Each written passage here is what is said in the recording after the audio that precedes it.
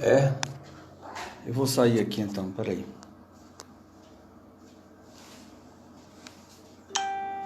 Não, 20h30.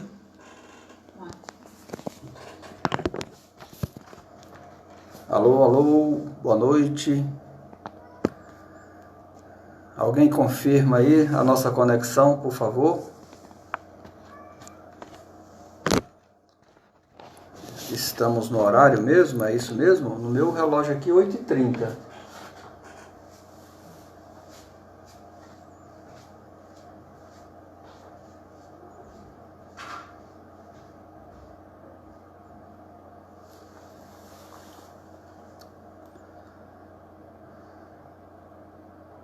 Alguém comenta aí, por favor?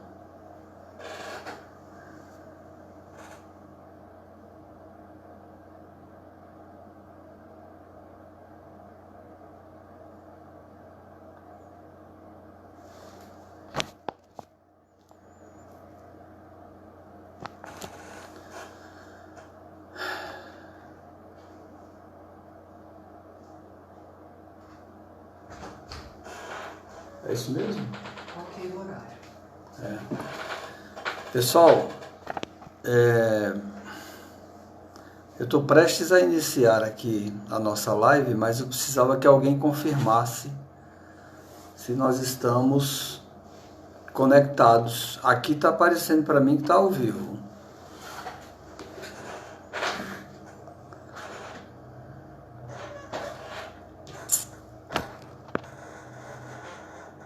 Começa.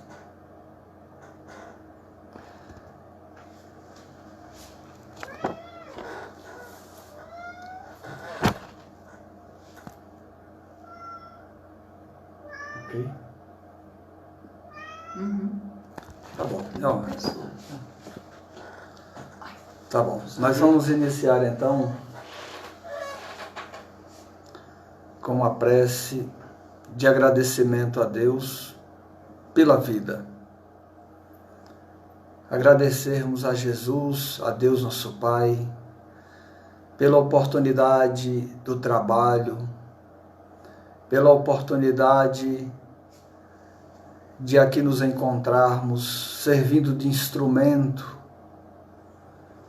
nas mãos dos nossos mentores amigos, na transmissão da mensagem da noite, pedindo a esses companheiros abnegados que possam nos inspirar e que a mensagem possa tocar o coração dos nossos irmãos, para que de alguma forma possa promover em nós as mudanças comportamentais de que necessitamos para a nossa reforma moral interior.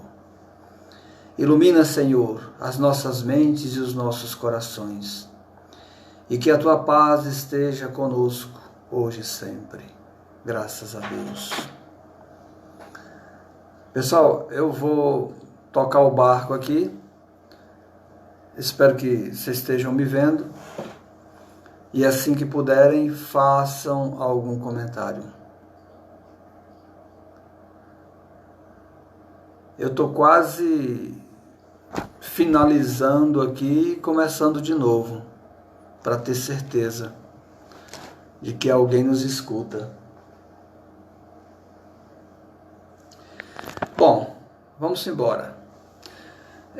Hoje nós vamos falar sobre mais uma das bem-aventuranças de Jesus. Oba!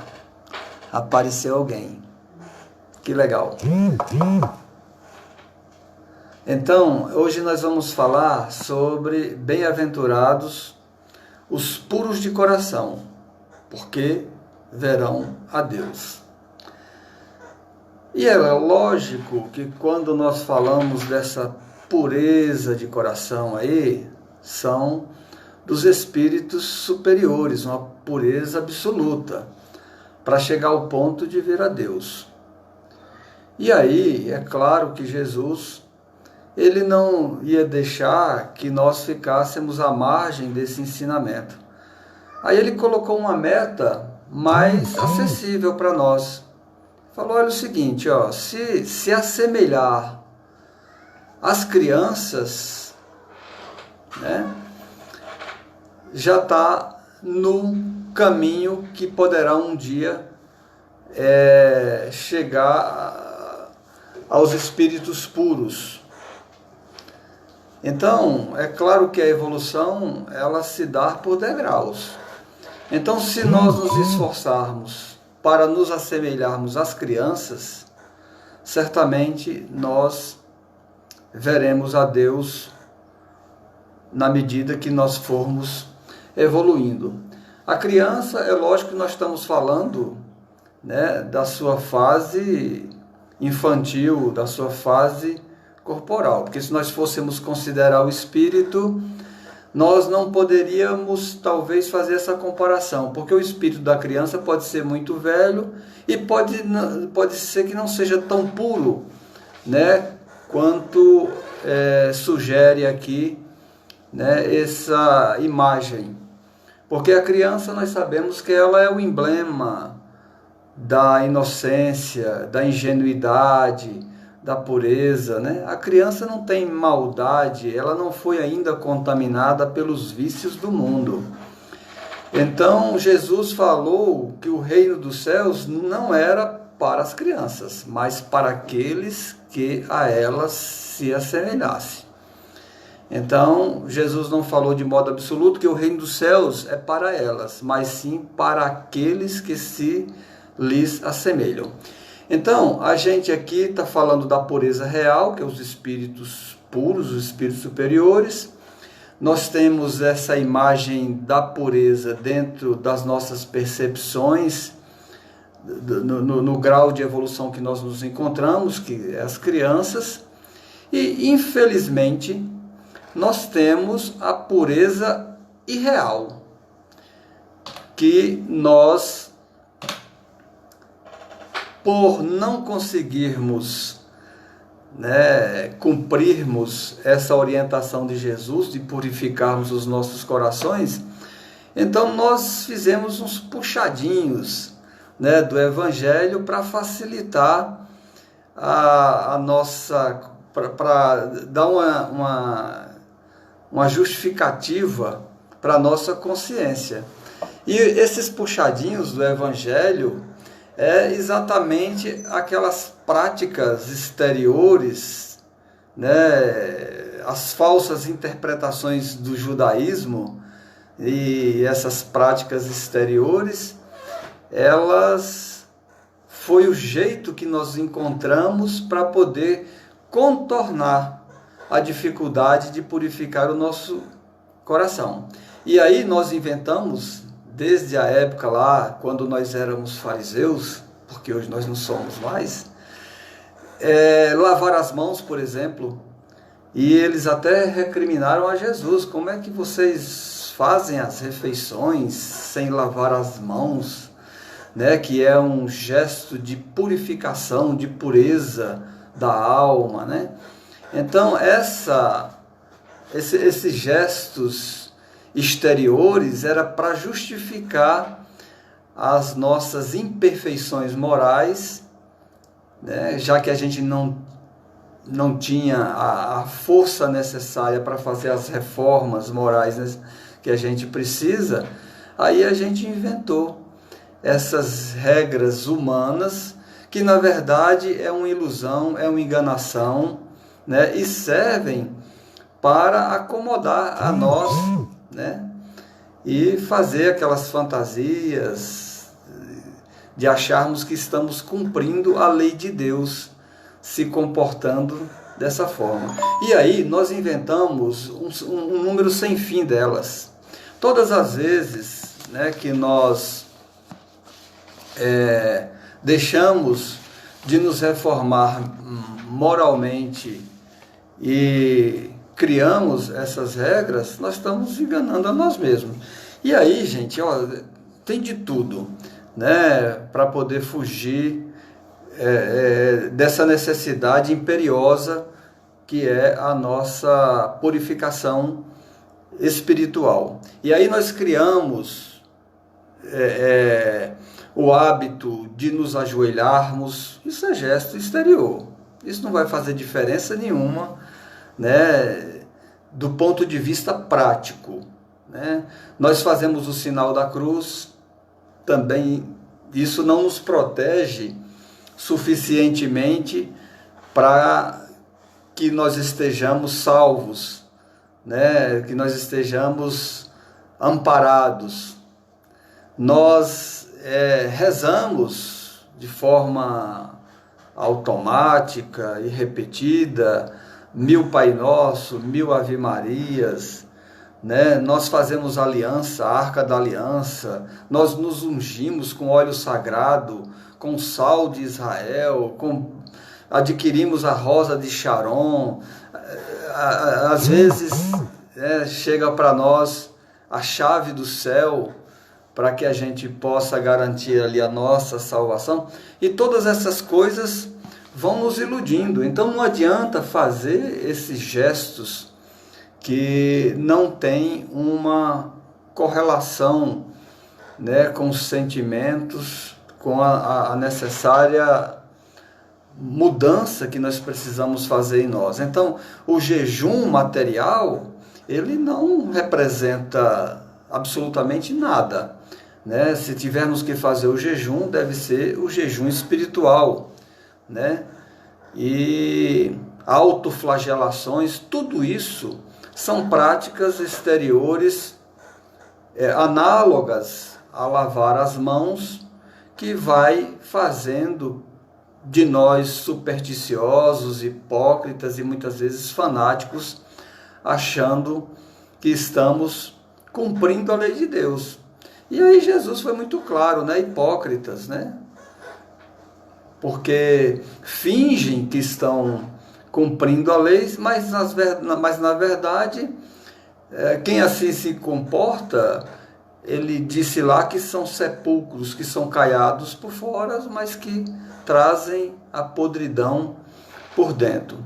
Então, purificar o coração é nós nos esforçarmos para adentrarmos a porta estreita, a porta onde é imposto a nós as restrições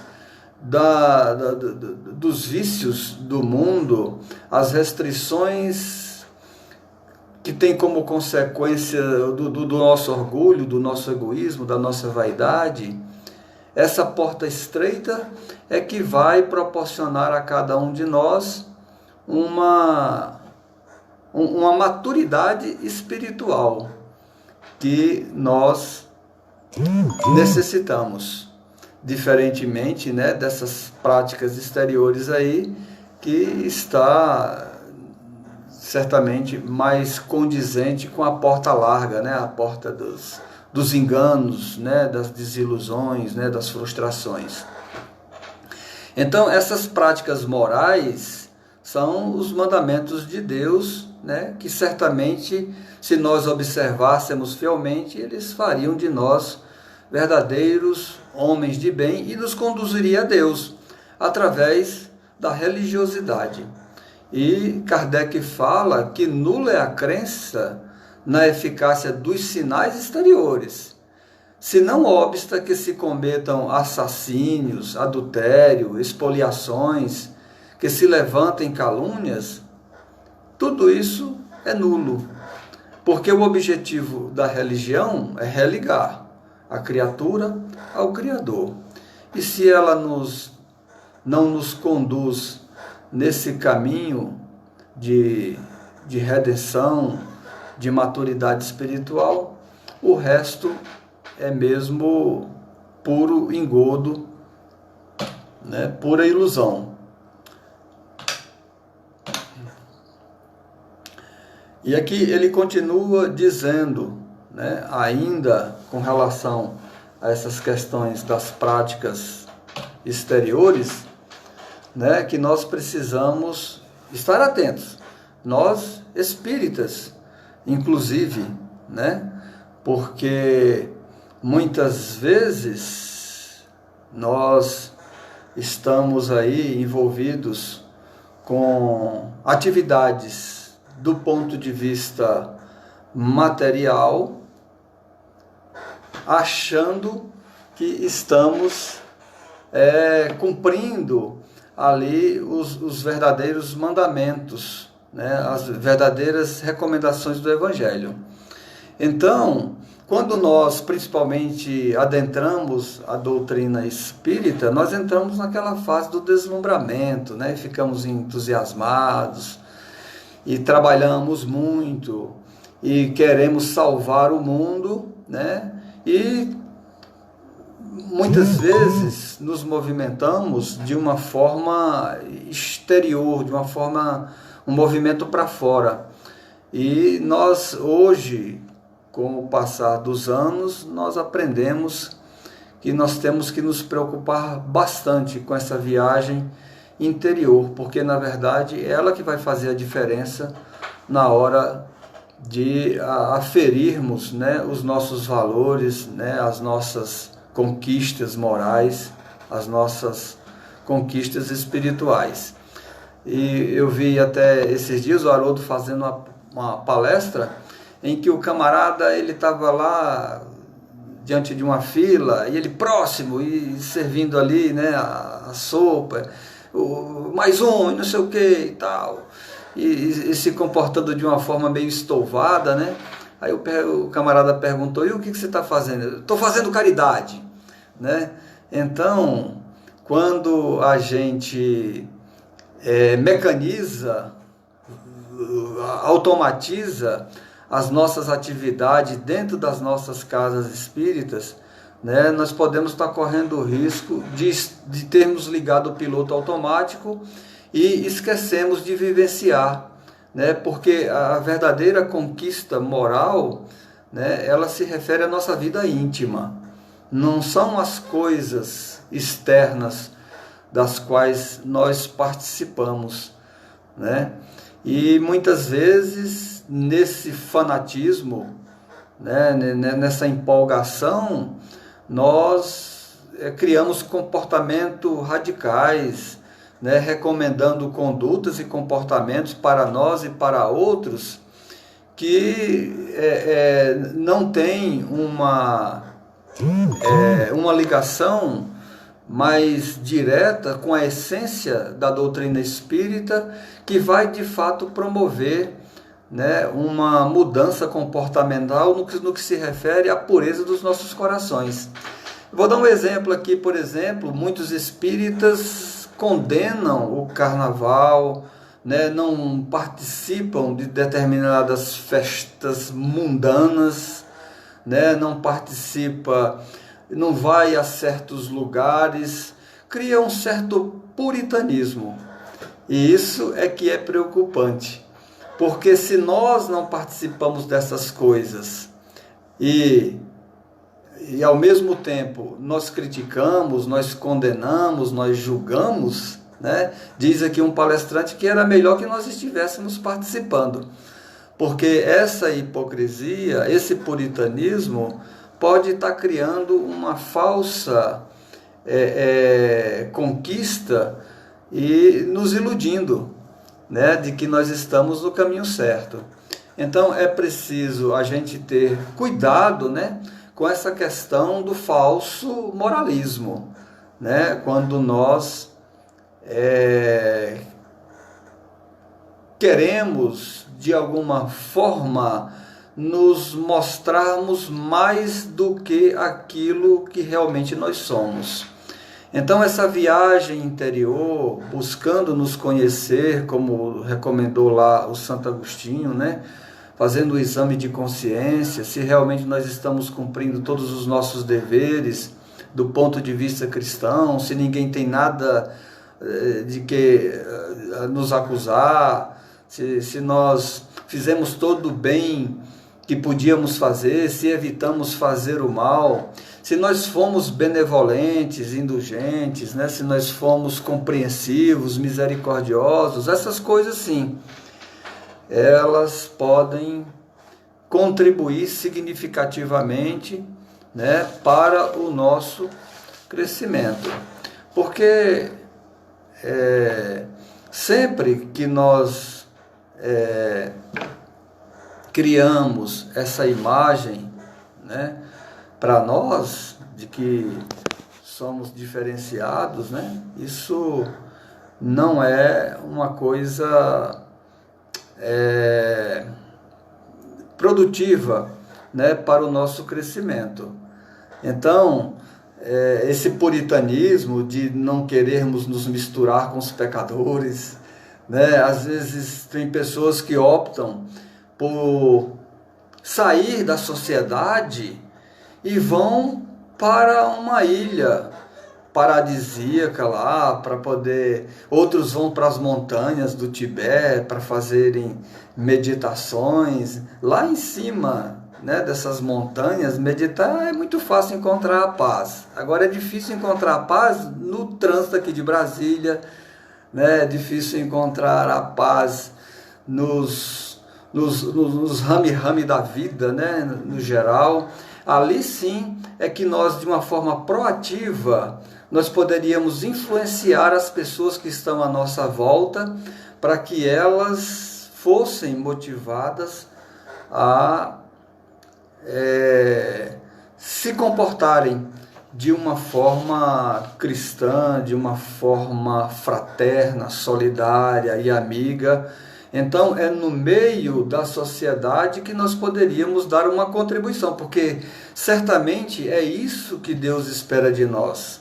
Se por acaso nós estivéssemos numa condição melhor do ponto de vista da cidadania, do ponto de vista, né, das relações sociais, nós deveríamos ser mesmo colocados nesse meio para que pudesse influenciar as pessoas, né, no seu crescimento, na sua educação, né, na sua busca pela sua espiritualidade. Então, essa é uma tarefa que, como fez o Chico, né? O Chico viveu, assim como outros missionários de Deus aqui na Terra, viveram aqui como homens do mundo, né? Sem que eles fossem, mas eles estavam aqui como se fossem, participando, né, de todas as dificuldades, de todas as questões humanas e dando ali a sua contribuição. E é muito bacana nós vermos o exemplo, né, desses missionários, né, de pessoas como Irmã Dulce, Madre Teresa, né, Divaldo, né, e tantos outros. E é assim que funciona, né, da lei de Deus, que o mais forte ajude o mais fraco, né, que o mais sábio ajude o mais ignorante. E isso tudo com muita autenticidade, com muita sinceridade, né? Nada de criar comportamentos padronizados, né, que só funciona dentro dos locais de pregação. Saiu da porta do centro para fora, chutar cachorro não vale. Então tem que manter esse padrão comportamental, né, nos moldes da moral cristã, né? Nada de teatralizar condutas e discursos com a intenção de impressionar ou convencer as pessoas sem nenhuma autenticidade. A vivência do ensinamento do Cristo é aquela vivência íntima, é entre nós e Deus, né? O que de fato eu conquistei até agora do ponto de vista moral? Porque se tudo que eu tenho para apresentar for o puritanismo de fachada, eu realmente não avancei, eu não progredi e perdi o meu tempo, né?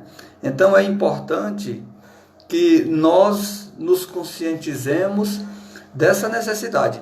E com detalhe, nós não resvalamos nessa recomendação de Jesus de nos purificarmos, não só do ponto de vista dos nossos atos, né, das nossas condutas, mas também nós pecamos por pensamento, né?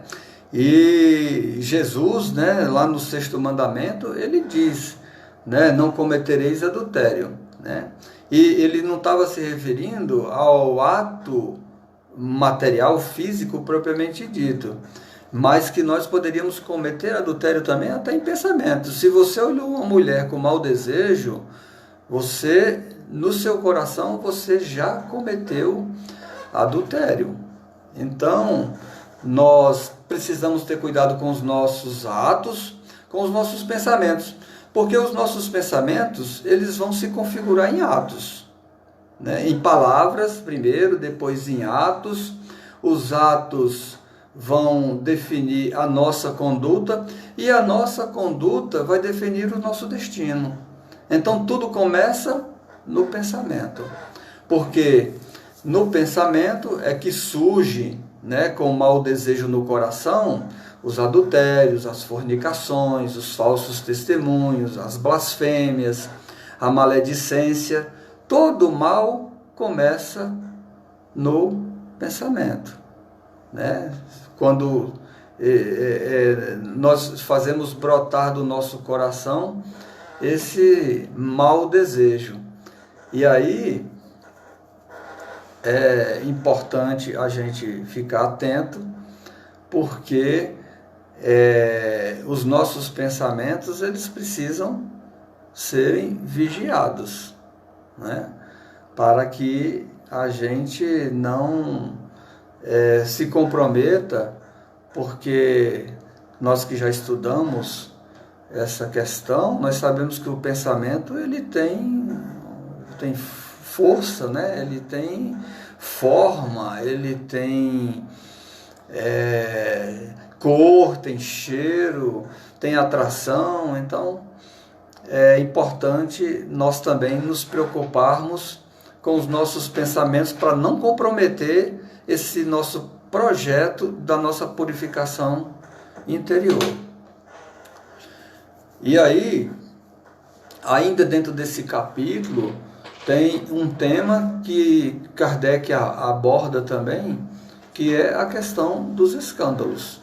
E aí ele fala, né, se a vossa mão é motivo de escândalo, é melhor que você corte a mão, é claro que isso no sentido figurado, corte o pé, é melhor que você arranque seu olho, do que você ter os dois e ser lançado, né, nas zonas de dores e de sofrimento. É melhor que você entre na vida eterna, né, sem um olho, sem um pé, sem uma mão, né, do que você ter os dois e ser condenado. Então, muitas coisas, entretanto, não podem ser compreendidas sem a chave para as decifrar que a doutrina espírita faculta, porque nós não podemos, né, levar essa questão dos escândalos ao pé da letra. A gente viu que esse escândalo, ele é necessário, faz parte, né? É como se fosse um instrumento pedagógico da justiça divina, porque através desses escândalos, ele serve de mecanismo de punição para uns, serve de prova para outros, né? Agora, ai daquele quem promova esse escândalo.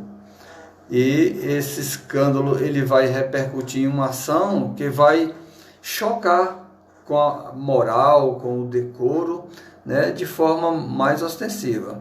E esse escândalo, ele muitas vezes está mais na consequência, né, do ato que se cometeu do que no ato em si. Então, o escândalo é tal qual a dor. Ela incomoda, ela deveria, né, não existir, mas nós sabemos que tudo que Deus colocou tem uma razão de ser.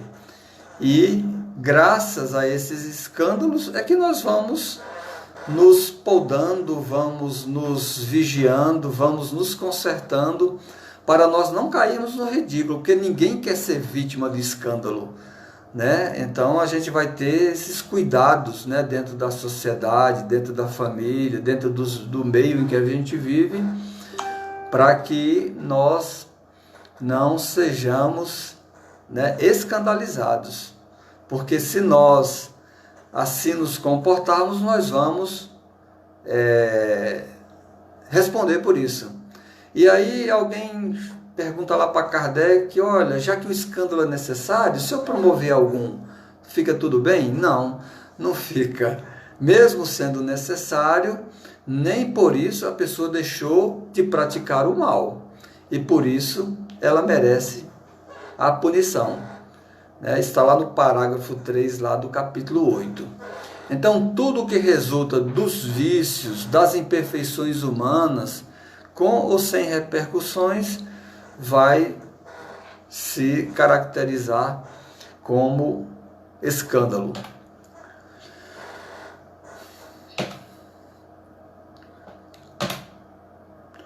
Bom, a verdadeira pureza não está somente nos atos, está também nos pensamentos. Isso aqui nós já adiantamos.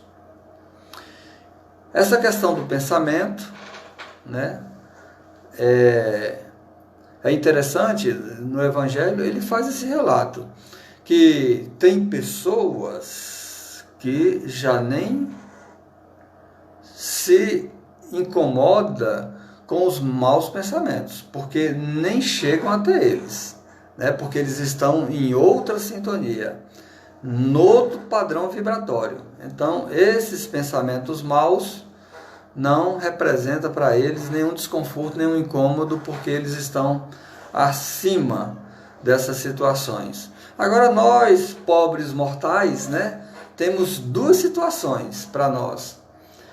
O pensamento mal chega para nós, e aí nós repelimos esse pensamento. Então, a nossa purificação está em vias de se consolidar, porque nós estamos trabalhando essa questão, estamos reprimindo, expulsando de nós esse pensamento ruim, né, escandaloso, esse pensamento mau. Então é uma luta, né? Para quem está preocupado com isso, sabe que não é fácil, né? A gente ficar buscando pensamentos elevados. Então esse é um trabalho que nós somos convidados a realizar. Agora, outros se compraz com esse pensamento e dão vazão, né? O mal ainda existe, né, nessas pessoas na plenitude das suas forças, porque a pessoa não se importa, né? Ao contrário, ela até acha interessante, ela até se alegra com esses pensamentos negativos, né? Com esses pensamentos ruins. Então, esses pensamentos, né, Kardec coloca lá no parágrafo 7 que ele resulta, esses pensamentos ruins, maus, resulta, pois, da imperfeição da alma.